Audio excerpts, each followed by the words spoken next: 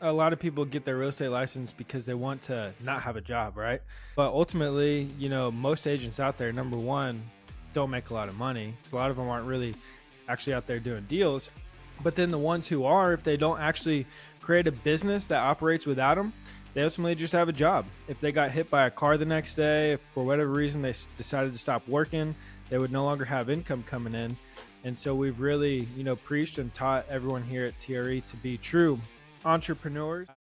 Yo, what is up, everybody? Welcome to the Dream Huge podcast. Man, I'm excited for this one today, folks. We love to share success stories from other movers, shakers, influencers, real estate investors, other huge dreamers out here in the world. And hopefully these stories will help to motivate and inspire you to dream huge as well. First, let me get to my co-host, JP for 3, Mr. John Pavlansky, top producing agent at Dream Huge Realty, top producing agent in the whole county, in the whole board. Can I say that now officially? You can say that. We're After only 2 years in the business, it's insane. He's breaking records. He's knocking people out of the freaking way like you cannot believe. It's amazing what this guy does. So if you need help buying or selling in the area, you know who to reach out to. JP for 3. How you doing, JP? I am doing terrific. It is a great day. Sun is shining here in sunny Mansfield, Ohio. I cannot complain about anything. And just like you, Pete, I am extremely excited to dive into this guy's story and really talk some real estate today, man. So yeah, I'm doing great. Ready to talk some real estate. But I got one more question. Pete, how are you doing, my man? You know the answer to that. Outstanding, as always. Thank you, JP. Okay, we get to our special guest here, Mr. Alex Coffman. How are you today, Alex? I'm doing great, guys. I got to bring my energy levels up when I'm around you two. Time to bring it up, baby. Welcome to the Dream Huge podcast. Crank that energy up to 11. Always go to 11. Yeah, because it's one louder than 10. That's right. I think if you guys are open to it, I think I'm going to hire y'all and just keep y'all around me all day. Yes. Depends what you pay, but we're up for it. Pete's always on 11 too, Alex. Just a fun fact. Pete's got a nice little bump it up to 11 tattoo around his nipple. Sorry to bust that out, but it's the truth, man. It's it. All right. Now, normally I wouldn't, but we're starting it off good today. Yeah. We're starting it off good today. This nipple does go to 11. Yes. I wouldn't normally break it out, but you mentioned it. But now look how red my face is. Does JP go over there and turn the knob? Oh, yeah. Yeah. When I need the energy levels up, I'll go and give him a quick foot. Man. Hilarious. What in the hell did I just get into with these guys? Alex, my man, thank you for, just going right along with us. He is on Instagram, Real Alex Coffman. You can find him on Instagram, Real Alex Coffman, at Real Alex Coffman. He is a heroin addict, believe it or not, to multi-millionaire, currently over 240 doors, with his partner, Matthew Teifke, who was also on the program. And he's also co-owner of Teifke Real Estate and co-founder of the Entrepreneur community. So this guy's a tremendous real estate investor. We're excited to talk some real estate investing with you today, Alex. So tell us a little bit about yourself and what it is that you do, my man. Sure. What we do today? Yes, sir. So today we do a few things like you just mentioned, and thank you guys again for having me on. But we're based out of Austin, Texas. And so we have a real estate brokerage in Texas. On the real estate brokerage side of things, we're solely focused on investing and, teaching agents how to create wealth through real estate, right? It sounds like John, you were just saying he's the number one real estate agent, a part of his board. Big congrats to you, John, Thanks, JP. man. But we teach agents how to do that and how to make money doing that, but to be creative and take that money and then go invest in real estate to actually build wealth for themselves. We've always believed that being a real estate agent is great and it's a huge tool that you have as a real estate professional, but to just represent, buyers and sellers, you're missing out on about 95% of the value that the real estate industry has to provide. So we have about 100 agents with us here in Texas. Matt and I, we're real estate investors.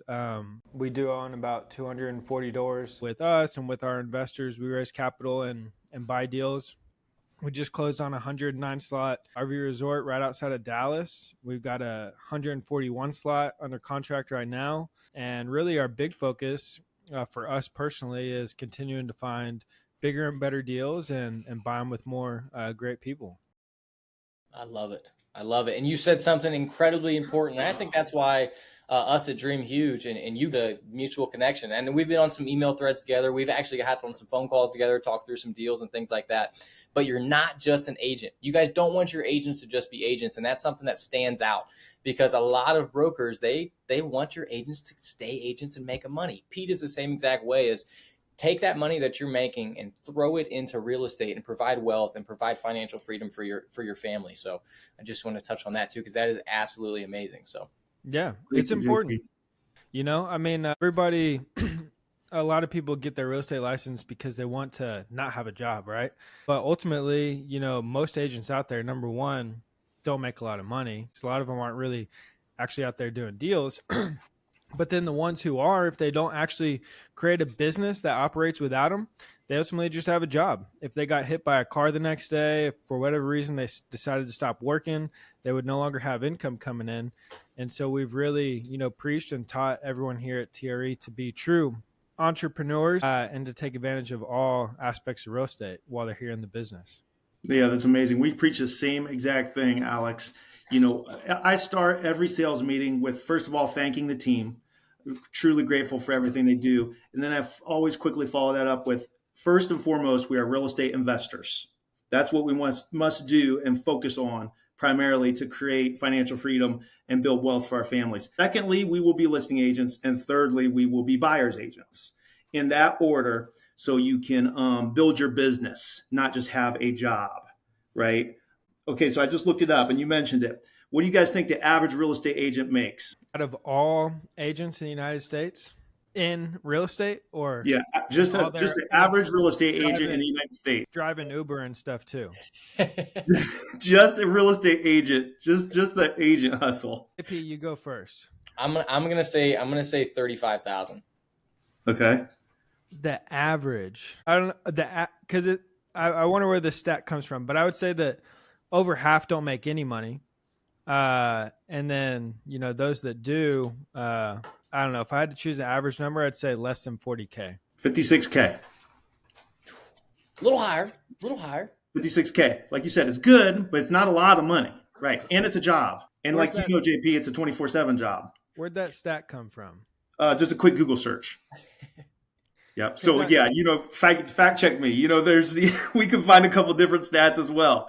You know, we could dive into that. But yeah, even if it's within that range, 40 to 50,000, you bought yourself a job, right? Which, you know, people think real estate agents are making crazy money. They're not.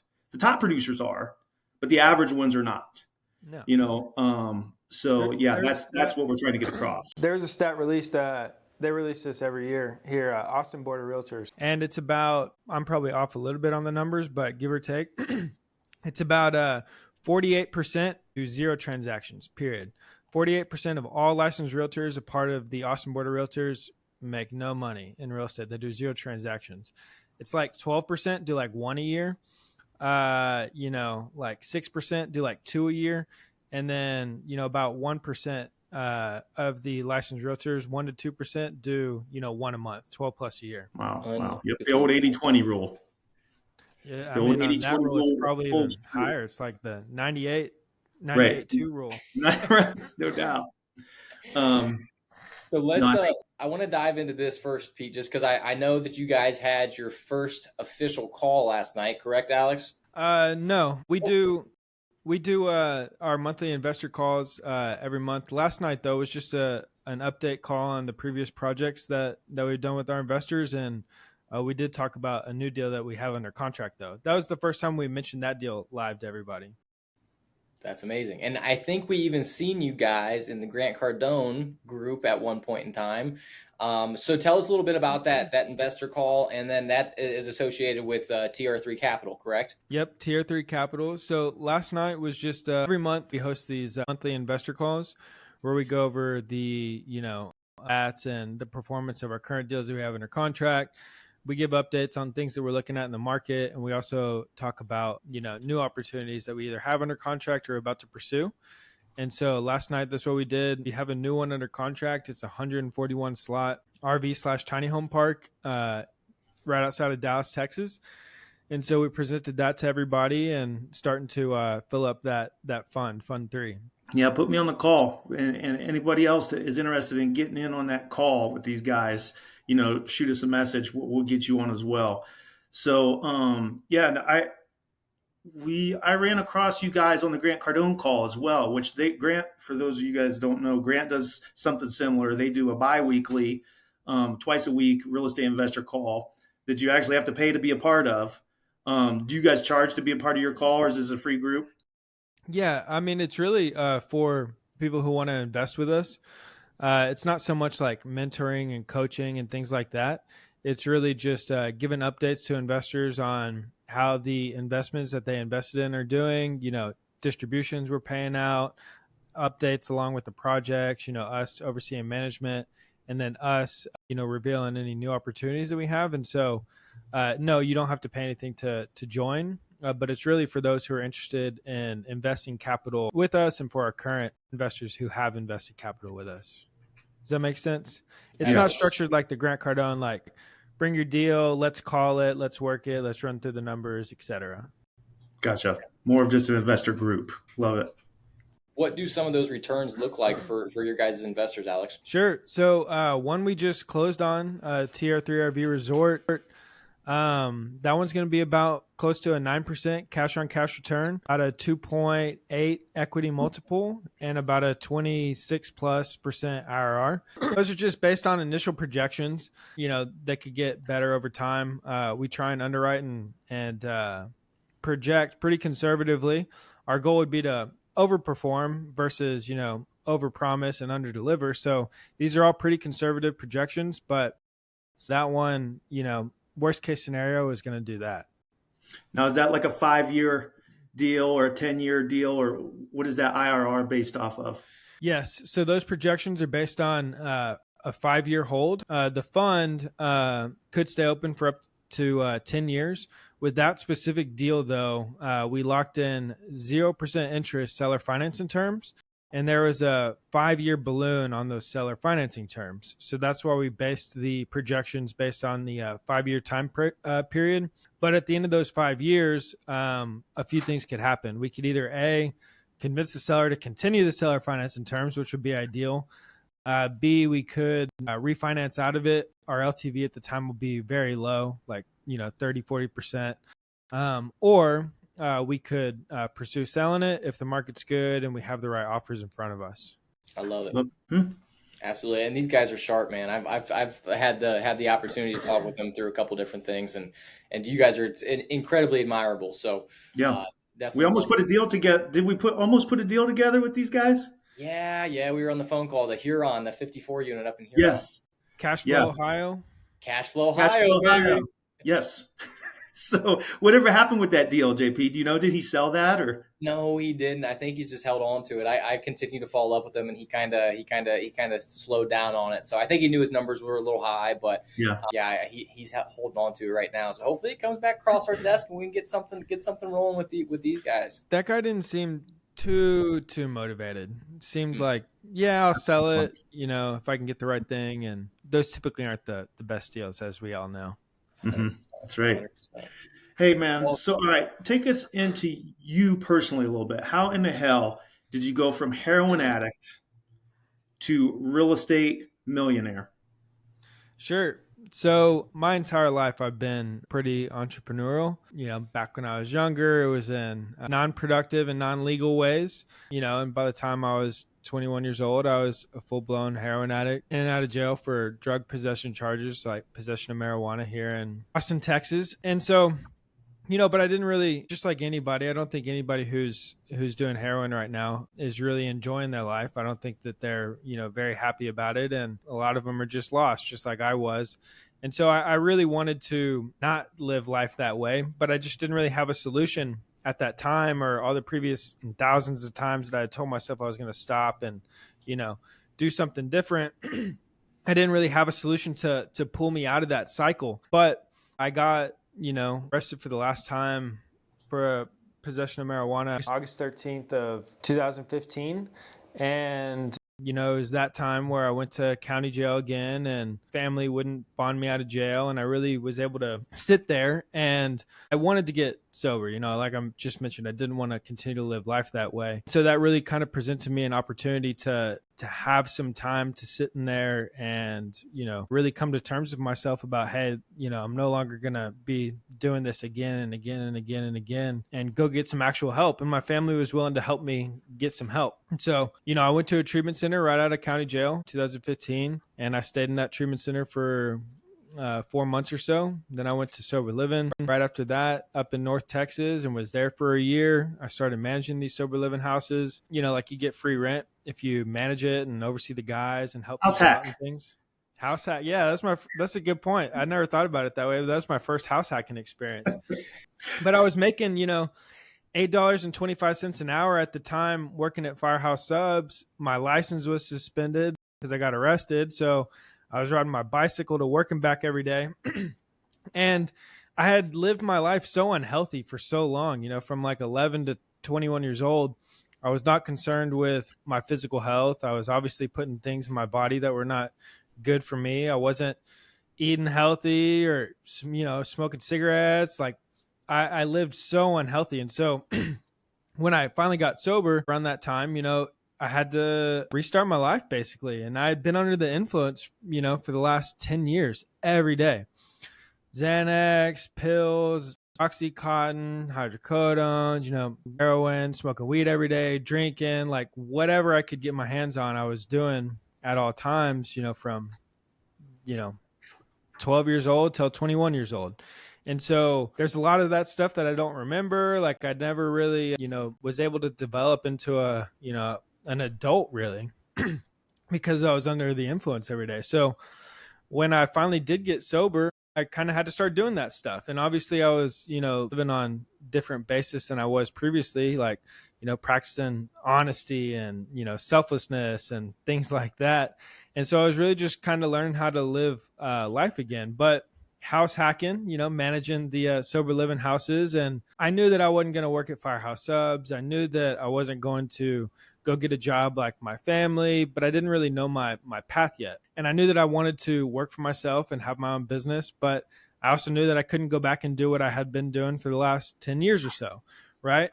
So I was just constantly looking for opportunities to invest my capital because I knew investing very well. I've always been interested in investing, had always invested my money into something and sold it for more, you know, when I was doing drugs and selling drugs. And so I was just looking for that and legal businesses. And, you know, for a period of about 3 to 4 years, I was continuing to manage these houses and house hack. And so I saved up, you know, all my money the entire time. I'm pretty cheap and was then, still am now. You know, like I would spend, you know, $20 for a couple weeks worth of groceries. And that was about all the money that I would spend. But I was really just, you know, building myself up, eating healthier, exercising for the first time ever, like really getting in shape, getting my mind, my spirit, my body right, and saving up all my money, and was just looking for ways to invest it and started investing into stocks. And that wasn't very great for me. I'm kind of a gambler as well. And the stock market is, you know, especially the way that I was investing then, it was really just trying to day trade and, you know, flip money pretty quickly. And that has never worked for me. Matt, my partner at the time, had, you know, said, hey, why don't you come buy this house with me? And that was my first time actually investing into real estate. Prior to that, I'd been listening to podcasts and reading books and things like that. But then really just kind of dove all in and went all the way in on buying real estate, wholesaling deals. We started the brokerage together. And over the last 5-6 years, that's what's led us to where we're at today. That's fantastic. I don't got the words, man, because that is just, excuse my language, that's fucking incredible. Like it is. It just genuinely is, man. Your story is one of a kind, and that's exactly why we had you on the pod, why we wanted to get you on the pod, man, because you have something that you can offer to somebody and show somebody that, hey, it's possible through any ups and downs. It's 100% possible. And you mentioned that you met Matt. How did you meet Matt? Where was that connection? Was it already a mutual friendship, or how did you get in touch with Matt at that point? Yeah, I've known Matt for like 21 years. I actually grew up with Matt's younger brother. He was So selling Matt the good stuff. He was, Matt was one of his best clients. yeah, we probably were. That's a good point. So me and Sam, Matt's younger brother, we were best friends growing up, and so I was always at Matt's house, and Matt's mom is like my mom, and I've always known him and his family. And so that's really how we got reconnected, is probably Matt's mom to an extent, but that's how we kind of got reconnected there. That's awesome. That's awesome. Very I actually cool. just had the opportunity to talk to Matt's mom. She called me last week, I think, about the call. So it's a full-fledged family business over there too, right? Yeah, it is. Miss Kim is amazing. That's Matt's mom. She is such a special person, such an amazing human being. She doesn't need to, like work with us, but she just truly wants to help, and she of course believes in us, and is willing to do whatever she can to help us out. Love it, man. Absolutely love it. And Alex, how old are you now, man? I'm 29. Woo! Killer. He's a killer. Absolutely is. Absolutely is. JP, final thoughts before we get into the huge four and rapid fire round. Yeah, no, absolutely. And shoot, I just want to keep learning more about my guy here and his story, man. But what I know you guys have done some amazing things just in the 4 or 5 years that you've been in business, and you're obviously continuing to grow, continue to evolve. What does the future look like for Typekey Real Estate, TR3 Capital, all those different things? What does it look like for you guys, and where's the next goal? Yeah. So right now, what we're really trying to focus on is building our investor base, so people who will buy deals with us. For the longest time, we never really had a focus on that, and we I guess to an extent didn't really expect nor have the desire to have a bunch of investors with us for whatever reason. The Dream Huge podcast, we were dreaming pretty small back then, in my opinion, and didn't fully understand it. We weren't thinking big enough. We weren't thinking outside the box enough. And we thought we were at the time, but we definitely were not. And so, had we been focused on this over the last 5 years, we'd have a much better system and process and database and everything in place. But we kind of had to start from scratch to an extent of actually finding, qualified investors who want to invest in the opportunities like I just mentioned and like we presented last night.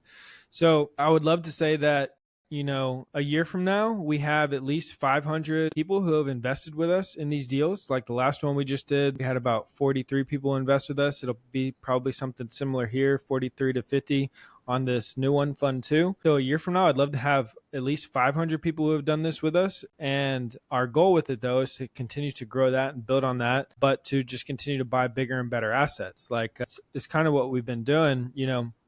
Traditionally, we just bought single family houses, 2 to 4 units, small commercial, smaller, like we own like a 14 unit mobile home park here in Austin, but smaller stuff like that. But now building the investor database, it really opens up the opportunity to go out and buy some of these bigger deals that we, never really thought was possible, because we were kind of relying upon our own capital that we had at the time. So we just bought a 109 slot. We're about to buy a 141 slot and continue to add slots to both of those parks. But hopefully, we've closed on like 150 plus unit multifamily deal in the next year as well. Your investors are going to appreciate that as well as you guys are. Because the more, like you said, the more investors you bring in, the better assets you can buy, the better everyone does. And that's what's great about, using real estate investing as a team sport.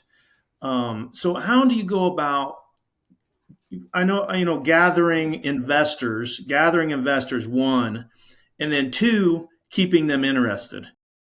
Sure. So things like this, right? We have our own podcast and we do, some stuff on social media. We put on like free live webinars where we teach people how to invest in real estate. We have paid events that people can go to. We have on June 4th through June 6th, we have a boot camp that we're running for those 3 days. It's called One Deal Away Boot Camp, and it's cheap. I mean, it's like $75 or $150 depending on which ticket you want. But for those 3 days, I'll teach people how to identify deals in their market, learn their market conditions, how to build a team in their local market. Day 2, we're analyzing deals, run them through all the formulas, simplify commercial real estate investing, analysis and underwriting for them to where they can do it with a pen and paper versus a 400 tab spreadsheet. And then day 3, we do live negotiations with brokers, and I help them send a letter of intent. And so, things like that also help find people who want to passively invest with us as well as do their own deals and groups, right? Like the Cardone Club and things like that. So just the network, right? Going out, meeting people, offering things, offering solutions to people. And then, Yeah, and you're offering the weekly sales call or the weekly investors call, which I love. And then are you also doing like a weekly email to keep everybody in the loop? daily email. Ooh, 10x it, baby. Yeah, just talking to people, right? So like all those different things have different email campaigns and different touch points. And we have people who call you in. We want to talk to you and do stuff with you. So, all those different ways of finding people and staying in touch with them. But, on the investor side specifically, like Tier 3 Capital does the monthly calls, and we talk to, our investor database as much as we can. Miss Kim, right? Miss Kim's out there, talking to you. Yeah. And it all boils down to, and we say it all the time too, relationships. It all boils down to relationships, knowing the right people that want to invest with and invest in you. So that's absolutely, it's massive. Relationships make the business world go around, man. Yep. And Pete, I wish I had a better answer for you there. I mean, I would say that we haven't completely cracked the code like a Grant Cardone, for example, or, Blackstone or anybody like that. But, that's kind of the trajectory that we're on right now, and it has been working for us. And so it'll just continue to get bigger and better over time. Sure. No, you are cracking the code. You're doing it. You're copying exactly what Grant does, because what he does works. There's no secrets out there. Everything has been laid out. The blueprint is laid out. It's just who's going to do it and follow it, and then who's going to do it even better. So I give kudos to you. Yeah, I know that's on our radar as well. And we've dabbled in that, but that's definitely on our radar for something for us to go further into. But you're right. That's the only way to do it and to go big is with the help from others. What are y'all's goals? Are y'all trying to do the same thing? I think the biggest thing for us right now too is learning to, exactly like you're saying, invest more with other people and invest more, passively with other folks, and bringing more investors in, because it's similar to what you were saying, is a lot of it's just been, hey, our own capital, pulling down small 2-4 units. Every once in a while we'll pick up a a commercial deal that's over that. So right on that same trajectory, just a couple years back from it sounds like where you guys are started. So yeah, what is y'all's ultimate goal with real estate investing? So I don't have a set goal, but financial freedom is the ultimate goal. It's just how much freedom and how soon is that freedom coming? Okay, right? We're going to build, and I joke about retiring, but an entrepreneur or a real estate investor never retires. We only build until the day we die. So that's kind of my goal. Yeah. How about you, JP? I'm right there with you, and I'm still fairly new to the industry in that aspect, but I'm building it to a point where I have financial freedom and I can spend time with my family, give back to my mother who gave everything to me when I was growing up, and being able to truly live free from finances, time, and everything of those sorts, and really building out the systems to allow me to step away, because right now it's 16, 17-hour days at times. So that's definitely the ultimate goal, and building to get there right now. And yeah, man, I mean, same thing as really all of us, is trying to get to that financial freedom number and be able to say, hey, if we wanted to, we could hang it up. But like Pete said, I don't know if that day will ever come. Yeah. Well, it's good. I think we've always just been so in love with buying real estate, even with the brokerages and wholesaling and other things that we do to make money. We took always every single dollar and just bought as much real estate as we could. And, real estate has never failed me. I mean, real estate has been the best investment that I've ever made, and it provides really good returns. It's a ton of fun, for guys like us. I mean, it's fun structuring these deals and doing deals, but, I would say that probably can do it, right? And I know that y'all want to do it, but and like I just mentioned, we're by no means like anywhere near where we want to be or desire to take this. I feel like we're just at the starting line and we haven't cracked the code yet. I feel like we're cracking it open a little bit to like look inside, but we haven't fully, opened it, wide up yet. I will tell you this, that the dreaming huge and thinking bigger for us has really changed the game. And getting off of the like we won't even buy a single family house anymore. At least here in Austin right now, and especially this market and with debt, if we were in 2020 again, where the prices were increasing 40% year over year, it might be different. But right now, it's a very hard time to make any of those investments make sense.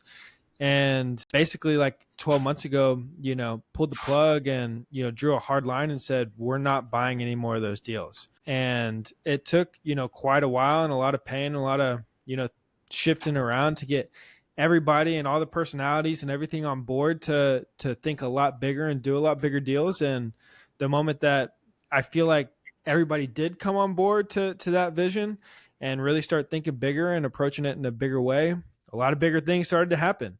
And, in the last, it's May right now. So like in the last 5 months, the deal we have under contract, the deal we just bought, and a strip center we bought earlier this year, those 3 deals alone took the same amount of effort as every single deal in the last 5 years and will do better than all the deals we did the previous 5 years in, 5 short months. And so thinking bigger, dreaming huge, and really pushing towards that and understanding that it is possible. You just gotta do it. And it's going to be, painful too, especially with partners and everything else. There's a lot of personalities and a lot of things moving in different directions at all times. And so just getting the entire ship to move towards that bigger vision, I think, is really key. Amazing. Yeah. Think about it, JP. Trade 300 deals for 3, essentially. Mm-hmm. Right? Yeah. I mean, you're still going to have lots of moving parts with 3, but you're not going to have as many moving parts as with 300, right? No, but I will tell you what you'll have many more of is, y'all can't see me, you'll have a lot more money with those 3, at least in our case. We make more money on those 3, and we will over the time period than we do and have over the previous, 100. It's beautiful, beautiful thing right there, man. That's why we have this podcast. We want people smarter than us, teaching everyone else who listens and watches this. Just teaching, man. We're just here to learn. Love it, Alex. All right. Are you ready? Ooh, yeah. Are you ready for the huge 4, baby? Ooh. Born ready. Turn it up to 11. Let's go, baby. Woo. What's the one thing you wish you would have known when you started your career, Alex? I wish I would have known what I just said. I wish I would have known that I should have started thinking. I wish I would have known that what I was thinking at the time was so small-minded and was only going to hold me back. Love it. Alex, what was your biggest failure and what did you learn from it? Biggest failure. I don't know. I don't really view things as failures. So I can't really think of one thing that has been a failure, but I'm going to relate it back to what I just said. I think the biggest failure was not thinking big enough soon enough.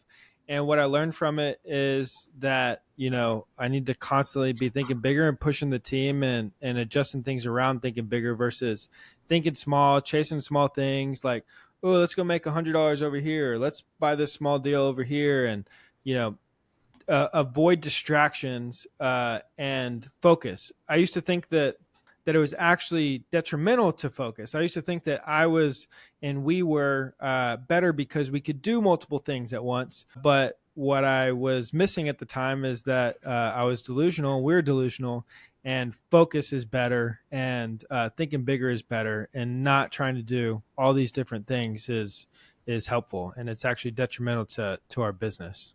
Thinking bigger sooner. I love it. That's some big quote from the pod. Yeah, and more focused on one thing. Excellent. What are the best resources that have helped you along the way?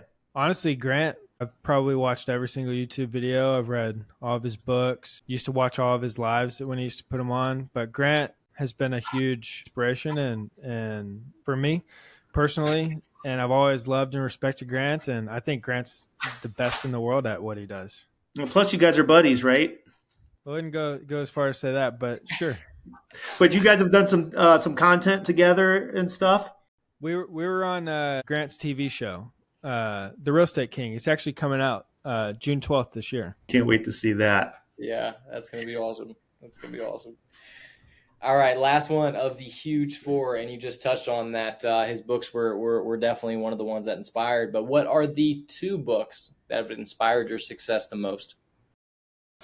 2 books. I would not 10X Rule. I would say actually Sell or Be Sold by Grant is my favorite book that he wrote.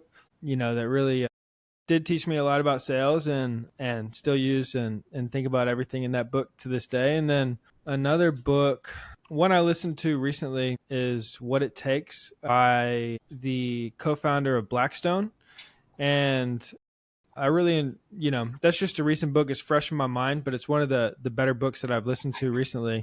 And thinking bigger and doing bigger things, learning how Blackstone started from nothing really to building it to what it is today was really inspiring and, informative about all the decisions that they made and how they structured it. Love it. Love it. Those are two new ones, I believe, actually, that we've heard on the pod. Mm-hmm. And funny enough, I got a funny story about Sell or Be Sold real quick. Before I was in real estate, I worked at a debt collection agency. I used to collect debt on the phones, and then I went into management. But we were in Cardone University at the debt collection agency, and Sell or Be Sold was a book that our manager made us read. So that was one of the first books that really kind of shifted the mindset a little bit. So I resonate with that book a ton. Yeah. Same with Cardone U. Me and my different partner back in the day got Cardone University, and there's a lot of haters out there and a lot of people that don't like Grant, but I've never experienced nothing but positive things from everything he puts out. Alex, what were some of your main takeaways from Sell or Be Sold and Cardone U? Well, a few things. First and foremost, and number one is that you must first be sold on yourself before you can sell anybody on anything else. And if you could accomplish that one little thing, at least for me, that's what it was. If you can accomplish that one little thing, you can go out there and sell anything, really, because you have the confidence and, you sharpen your skills by all the other stuff in that book in Cardone U. But the other thing, too, is the follow-up, constant follow-up, creative follow-up. It's not the same thing every single time. But being sold, number one, on yourself, your product, your service. And number two is, the follow-up there, because as we all know in sales and in real estate, it's never the first phone call or anything that gets the deal done. It's the, 8th to the 12th. Absolutely. Woo! Woo! Never stop following up, ever. Never give up. All right, on to the rapid fire round. First thing off the top of your head, Alex, you ready? Born ready. All right, I know you're busy guys, so we don't keep too long. Real quick, what is your spirit animal? Oh, I never thought about that one before. I know it's rapid fire. Spirit animal. Some kind of warrior. Okay. You pick your animal warrior. Tiger, lion, something. I don't know. All right, we'll give you a tiger-lion combo on that answer. Liger. Yes. Liger. The liger. All right, this is an easy one for you. What's your favorite movie, Alex? American Gangster. Ooh, new one. Nice. New one and a great one. Is that the Denzel one? Is that Denzel? Yep, that's okay. Denzel. Frank Lucas. Nice. There we go. Who is your celebrity crush? The world wants to know. Celebrity crush. I honestly don't think I have one, but I'm not going to answer with my fiance sitting right here. So yeah, don't get Mrs. Coffman upset. That's right. But to be honest, I don't know. I don't know if I have one. Correct answer. Yeah, that is. Yes. Let's not do that. In the little spare time that you have, Alex, well, what are some things that you like to do? Probably similar to you guys. I love building and doing what we do here. Strict work stuff. Just hanging out with family, hanging out with my fiance, non-celebrity crush, and, hanging out with our puppies and doing, family stuff together. I love it. Love it. Get out and golf at all? No, I can golf, but I don't get out and golf. Fair enough. If you could have dinner with anyone dead or alive, who would it be? And why? I'd probably say Jesus. If I could have dinner with anyone dead or alive, and man, imagine having dinner with God. I love it. I'd have a ton of questions. Yep.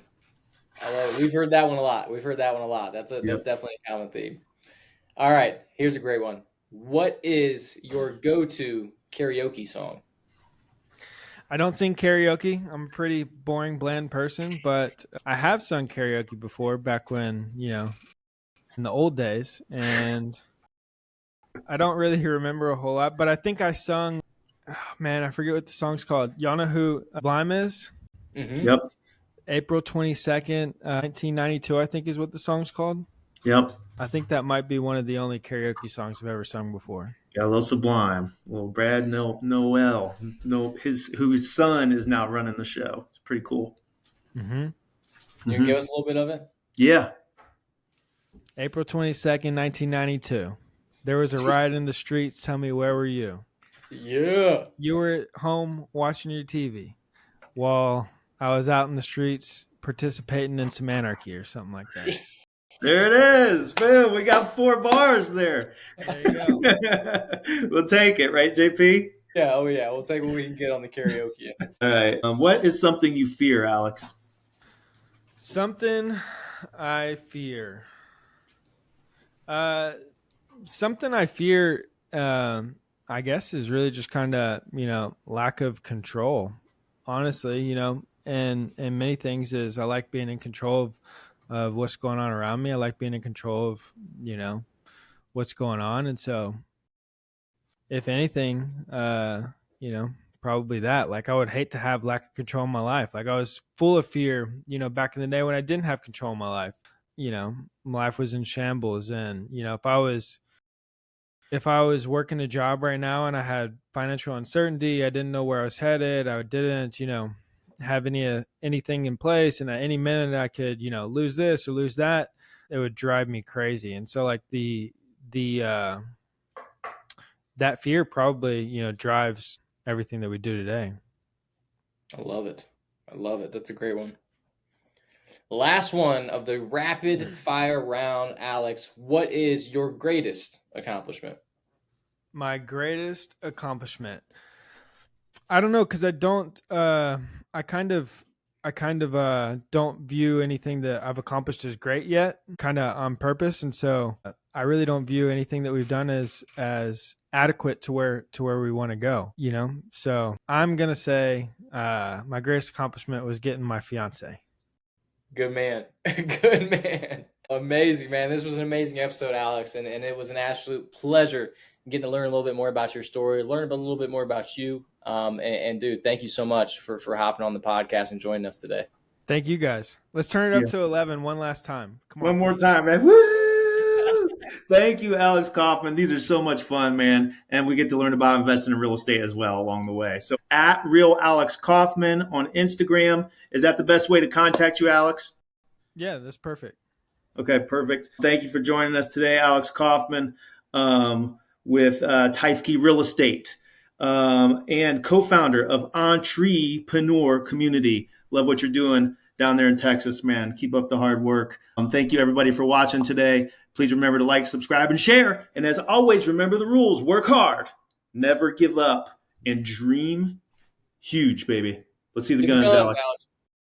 Dream huge, dream huge. You got us dreaming huge. You got us dreaming huge now. Let's go. Hell yeah. Thank you, Alex. Appreciate you, man. Thank you, guys.